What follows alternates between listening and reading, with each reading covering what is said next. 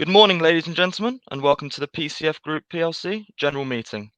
Throughout this recorded meeting, attendees will be in listen-only mode. Questions are encouraged and can be submitted at any time via the Q&A tab that's situated just on the right-hand corner of your screen. Please simply type in your questions at any time and press send. The company may not be in a position to answer every question submitted during the meeting itself. However, all questions will be reviewed with responses published on the Investor Meet Company platform where it is appropriate to do so. I would now like to hand you over to Simon Moore, Chairman of PCF Group. Good morning to you, sir. Morning, Jake. Thanks very much indeed.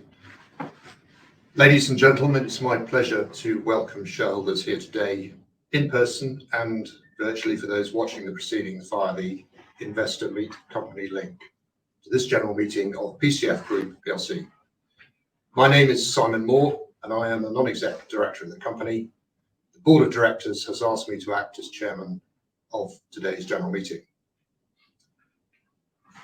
Those of you who've attended AGMs and GMs previously will know that there's a formal business of the day that has to be entered into first. I and my fellow directors will then answer general questions on the company, including those submitted prior to the meeting.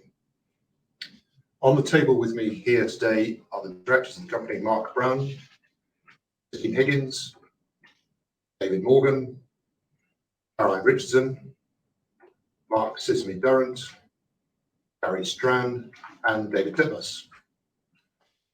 It is now 10 o'clock, and as we have a quorum, I now declare the meeting open. You will all have received the notice of the meeting posted on the 12th of January, and with your permission, I will take the notice as read. Okay, thank you. Just a few words on the poll process and how we'll run it this morning. As we've previously notified to the shareholders, voting today will be by way of a poll, with no voting by way of show of hands. This is increasingly seen as best practice, as it gives all shareholders the opportunity to participate in the decision-making process of the company and have their votes recorded in proportion to the number of shares they hold. As far as the procedure is concerned this morning, a summary of each resolution will be shown on the screen in front of me when we get to each resolution, and it'll be shown online, together with a breakdown of the proxy votes that we've already received before I put the resolution to a vote. It will take a little time to complete the poll procedure, which will be the final results of voting, but these will be announced through our regulatory information service and will be published on our website as soon as it's reasonably practical. For those in the room, you will have been given a poll card in which you have three options for each resolution. You can vote for the proposed resolution, you can vote against the proposed resolution, or you may abstain from voting, or from the resolution, or withhold your vote. A vote withheld is not a vote in law and will not be counted in the calculation of proportion of votes for or against a resolution. Will you please complete your poll card by ticking the appropriate box next to the relevant resolution, depending on how you wish to cast your vote. Once all the votes have been taken on the resolutions, please then sign the poll card, and I will ask our company secretarial team to collect them from you. If you require any assistance in this process, please do ask, and we'll be happy to help.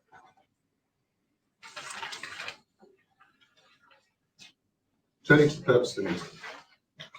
The purpose of today's meeting is to consider as ordinary resolutions which require a simple majority in favour of the company. The first resolution is the receipt and approval of the directors' report and audited financial statements of the company for the year ended 30th September 2020. The second resolution is the receipt and approval of the report on directors' remuneration as set out in the audited financial statements for the year ended 30th September 2020. And the third resolution is the appointment of McIntyre Hudson as auditors of the company and to authorise the directors to determine their remuneration.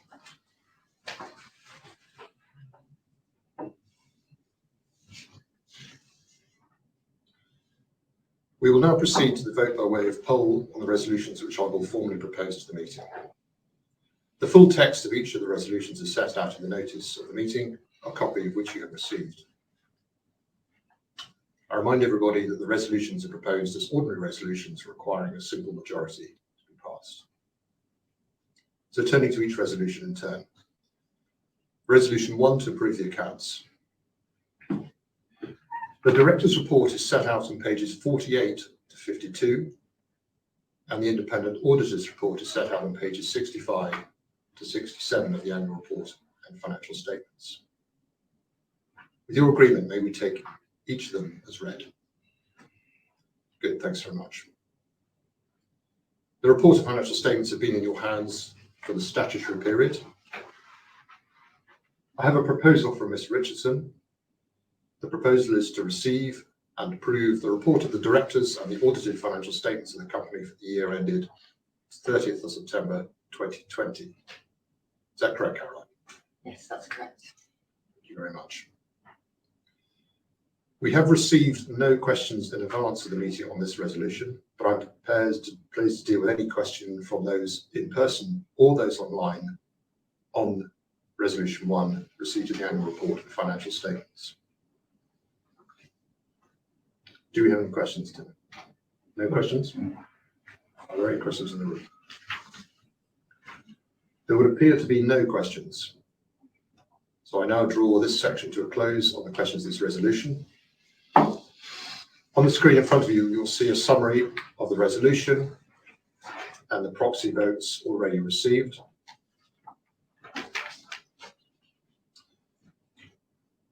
Those in the room with a card may now vote accordingly. Please vote, please tick the appropriate box in your poll card to vote for the resolution, against the resolution, or abstaining from the resolution, or withholding your vote. Thank you very much. I now move to the second resolution. The second resolution is to approve the report on directors' remuneration, which is set out and notated the financial statements and also in the Nomination Committee and Remuneration Committee reports on pages 35 to 39 of the annual report. Once again, may I take these as read? Thank you. The report on directors' remuneration has been in your hands for the statutory period. I have a proposal from Mr. Titmuss to receive and approve the report on directors' remuneration as set out in the audited financial statements for the year ended 30th September 2020. Is that correct, David? Yes, that's correct. Thank you very much. Again, we have received no questions in advance of the meeting. I would be happy to deal with any questions that might arise now. There is a question. We have From Simon T. Reference. Yeah, there's been a reference to recouping remuneration from previous executives. Does the same apply to monies paid to non-exec directors, particularly the audit committee?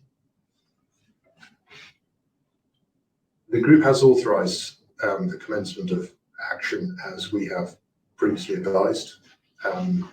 It would be inappropriate for me to comment on existing legal processes going further or to say much more on the matter at this stage. That's probably all I can say in answer to that question. Thank you very much. Anything else? No? And there are no questions in the room? No? If you see on the screen in front of you, you will see a summary of the votes.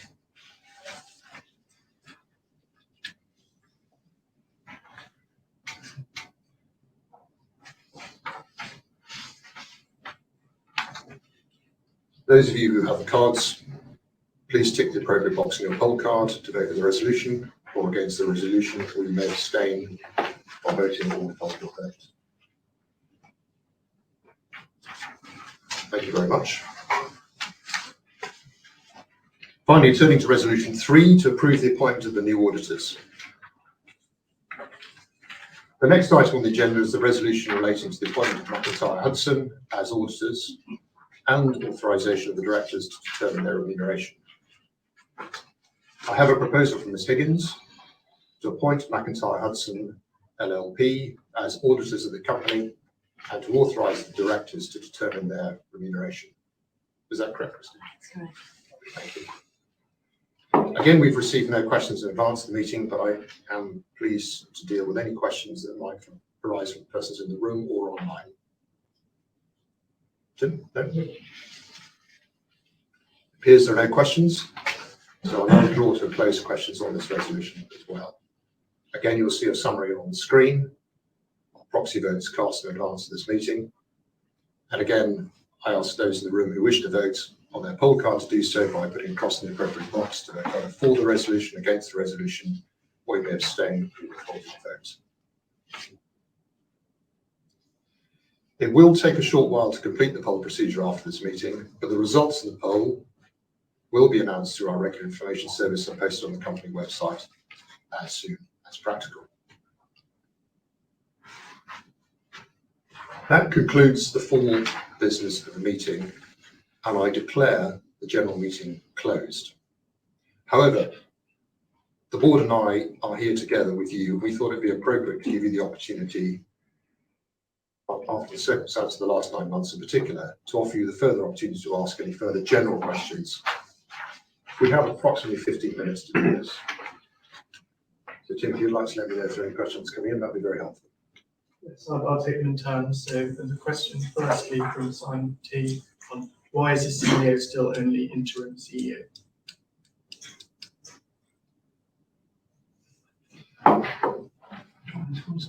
I'll kick it off, Gary, if you want to add anything to it, that'll be fine. The company recognises that interim can't last forever. It's a matter of consideration for the board and will be dealt with in due course. But we are aware of it, and thank you for the question. Gary, do you want to add to that? No, I think I said something very similar on the IMM meeting last week. Another question. Leave you to get a tie. Further question asking, is the board taking action against Grant?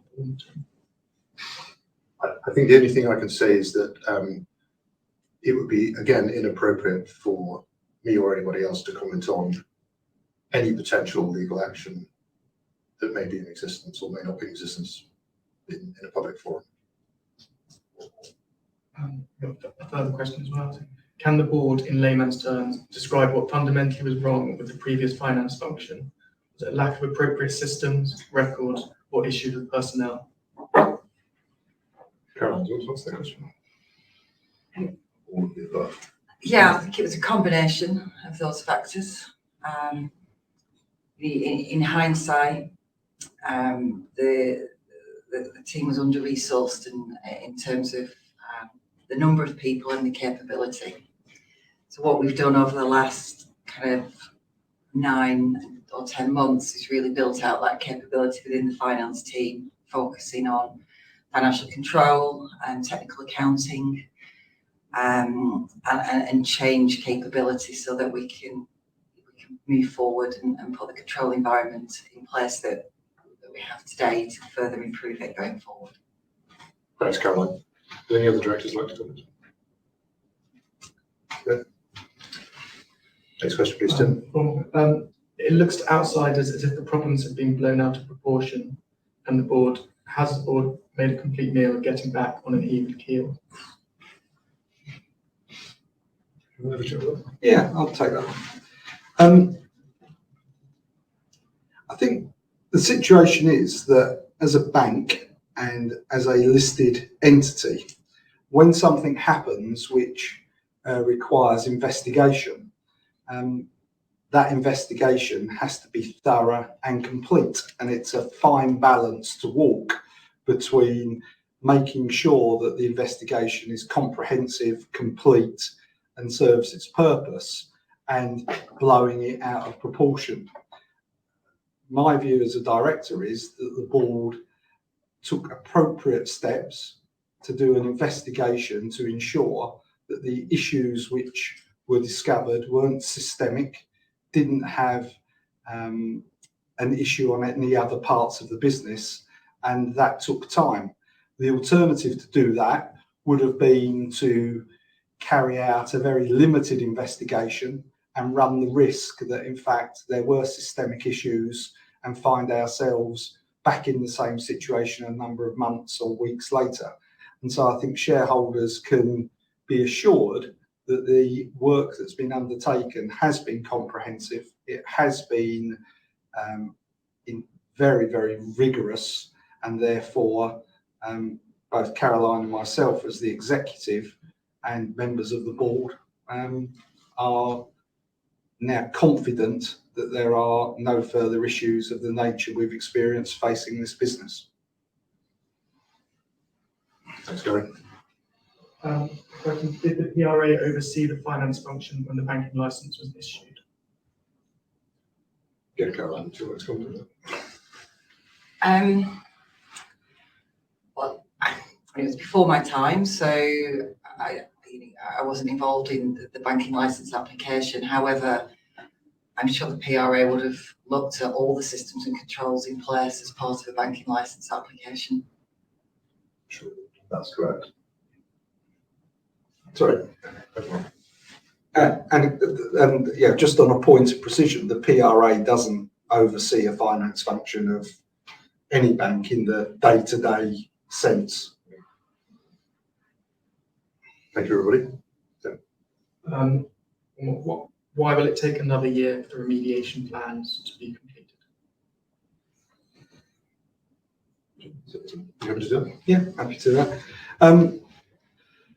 I think what shareholders have to understand is that what we're effectively doing here is rebuilding part of the functionality of the bank. The core competencies of originating loans, servicing loans, dealing with customers are the core competencies. As I said last week at the investor management meeting, the back office infrastructure of the bank hadn't kept pace with the growth of the bank. We are on a mission to turn this bank into a data-driven, automated, industrial strength organisation which doesn't require human intervention, and that there's human intervention only where it adds demonstrable value to the processes, and unwinding some of the processes of the past and replacing them along those lines takes time, and there are no prizes for doing this quick and badly. So we have to make sure that what we put in place is a structure which can support future growth of the bank moving forward to avoid this ever happening again. In short, it's about building firm foundations. Excellent, thanks very much. Question here. You suggest there will be a shrinkage of the loan book for a while. When do you think the foundation is strong enough to recommence growth? Yeah. Well, there's a natural synergy between completing all of our remediation and the return to a growth agenda. The growth agenda is not completely dependent on our finance and controls functionality. There are other factors that play into that, both financial and non-financial. What I believe is that the organisation will return to a growth agenda once it feels that it's appropriate to do so and safe to do so from all aspects, both a capital aspect and a organisational robustness aspect. But I think it would be safe to say that the timeframes that we're talking about are designed to run hand in hand with the return to the growth agenda. So, thank you. No further questions. No further questions? Okay. Well, as there are no more questions, I'm looking around the room. I'd like to thank you all for attending the meeting, and I wish you all a safe journey home, and declare the meeting formally closed. Thank you very much, everybody. Simon, thank you very much for that, and thank you to the rest of the board for updating attendees this morning and addressing all of the questions that were submitted today. Could I please ask attendees not to close this session, as you'll now be automatically redirected for the opportunity to provide your feedback in order that the board can better understand your views and expectations. This will only take a few moments to complete, and I'm sure will be greatly valued by the company. On behalf of the board of PCF Group PLC, I'd like to thank you for attending today's meeting, and good morning to you all.